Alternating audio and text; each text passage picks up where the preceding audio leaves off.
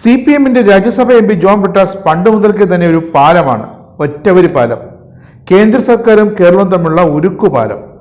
ആ പാലത്തിലൂടെ തന്നെയാണ് ഇതുവരെ പിണറായി വിജയനും കൂട്ടരും ഒട്ടനവധി കേന്ദ്ര പദ്ധതികളും ഫണ്ടുമൊക്കെ നേടിയെടുത്തതും. എന്നിട്ട് കേന്ദ്രം കേരളത്തിന് ഒന്നും നൽകുന്നില്ല എന്ന് പരാതി പറഞ്ഞ് നടക്കുകയും ചെയ്യും. ആ പാലത്തിലൂടെ തന്നെയാണ് കേരളത്തിൽ അങ്ങോളം ഇങ്ങോളം പണി പൂർത്തിയായിക്കൊണ്ടിരിക്കുന്ന കേന്ദ്രത്തിൻ്റെ വക 4 വരി ഹൈവേ വരെ ഉയരുന്നത്. ഇപ്പോൾ എല്ലാവർക്കുമുള്ള സംശയം തീർന്നതാണ്. രാജ്യസഭയിൽ ബ്രിട്ടാസിനെ പ്രത്യേകിച്ച് അഭിനന്ദിച്ച് ബ്രിട്ടാസിന് നന്ദി പറഞ്ഞത് കേന്ദ്ര വിദ്യാഭ്യാസ മന്ത്രി ധർമ്മേന്ദ്ര പ്രധാൻ തന്നെയാണ്. എന്തിനാണ്? PM-ശ്രീ പദ്ധതിയിൽ ഒപ്പിടുന്നതിന്. PM-ശ്രീ പദ്ധതിയിൽ ഒപ്പിട്ടതിന് കേന്ദ്ര സംസ്ഥാന സർക്കാരുകൾക്കിടയിൽ ഒരു പാലമായി നിന്നത് ജോൺ ബ്രിട്ടാസ് MP ആണെന്ന് കേന്ദ്ര വിദ്യാഭ്യാസ മന്ത്രി ധർമ്മേന്ദ്ര പ്രധാൻ തന്നെയാണ് രാജ്യസഭയിൽ കഴിഞ്ഞ ദിവസം വെളിപ്പെടുത്തിയത്. അതിൻ്റെ അലകൾ ഇപ്പോഴും കേരളത്തിൽ വീശി അടിച്ചുകൊണ്ടിരിക്കുകയാണ്. ഇതിനാണ് മന്ത്രി ഇതിനുവേണ്ടി പ്രവർത്തിച്ച ജോൺ ബ്രിട്ടാസ് MP-യെ പ്രത്യേകം അഭിനന്ദിച്ചത്. രഹസ്യമായിട്ടല്ല, പരസ്യമായി തന്നെയാണ് രാജ്യസഭയിൽ കേന്ദ്രമന്ത്രി ഇക്കാര്യം തുറന്നു പറഞ്ഞത്. പൂർണ്ണ സമ്മതത്തോടെയാണ് PM-ശ്രീ പദ്ധതിയിൽ കേരളം ഒപ്പിട്ടതെന്ന് മന്ത്രി തുറന്നു പറഞ്ഞു.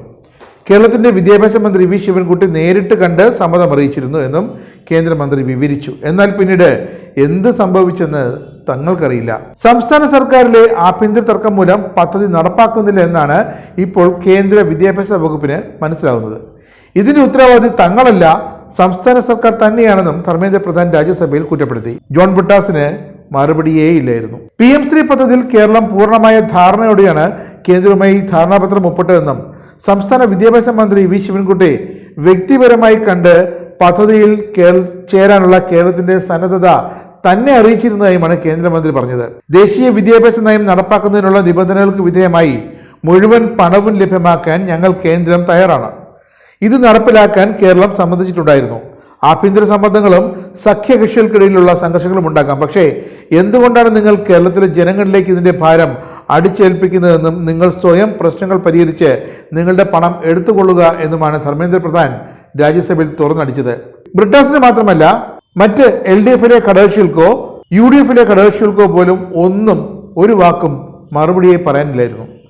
അതേസമയം കേന്ദ്രമന്ത്രിയുടെ പ്രസ്താവന വളച്ചൊടിക്കുന്നത് ശരിയല്ലെന്നും ഇത്തരം കാര്യങ്ങളിലെല്ലാം സംസ്ഥാന സർക്കാരിന്റെ അധികാര പരിധിയിലുണ്ടാണെന്നും അതിൽ തനിക്ക് യാതൊരു പങ്കില്ലെന്നുമാണ് ഇപ്പോൾ ബ്രിട്ടാസ് കിടന്ന് കരയുന്നത്. പക്ഷേ ചില കാര്യങ്ങൾ ബ്രിട്ടാസ് സമ്മതിക്കുകയും ചെയ്തു.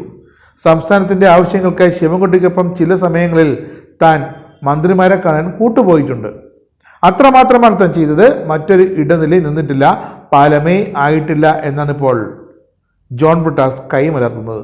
കേരളത്തിൽ എന്തായാലും വലിയ കൊള്ളക്കമാണ് ജോൺ ബ്രിട്ടാസ് ഇടനില നിന്നു പാലമായെന്ന ധർമ്മേന്ദ്ര പ്രധാന്റെ പ്രസ്താവനയ്ക്ക് പിന്നാലെ. ഇനി CPM നേതാക്കൾ കേരളത്തോട് സമാധാനം പറയണം.